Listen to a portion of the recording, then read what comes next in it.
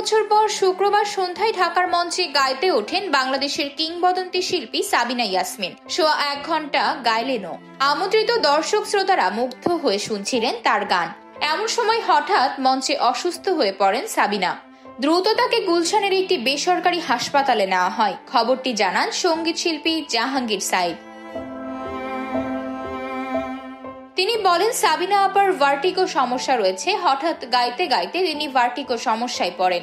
এরপর microphone stand ধরতে গিয়ে ভারসাম্য রাখতে পারেননি, পড়ে যান। তারপর দ্রুত তাকে হাসপাতালে নেওয়া হয়। চিকিৎসকেরা প্রাথমিক সব চিকিৎসা করেন। রাত 10:30টার সময় আমরা আপাকে নিয়ে বাসার দিকে রওনা করেছি।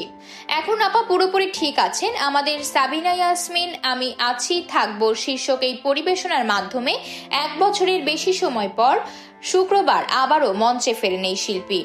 HSBC বাংলাদেশের এই আয়োজনে পরদিন অর্থাৎ শনিবারও একই মঞ্চে গাইবার কথা ছিল এই বরেণ্য শিল্পীর। আগামী 18 ফেব্রুয়ারি চট্টগ্রামে গান শোনাবেন এই শিল্পী।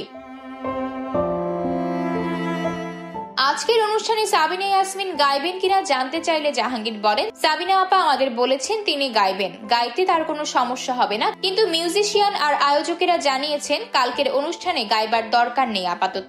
আপা আপাতত বিশ্রাম করুক, এটাই সবার চাওয়া। 2023 সালের শেষ দিকে অস্ট্রেলিয়ার সিডনি, মেলবোর্ন ও ব্রিসবেনে একাধিক স্টেজ শো করেন সাবিনা ইয়াসমিন। এরপর আর তাকে মঞ্চে দেখা যায়নি।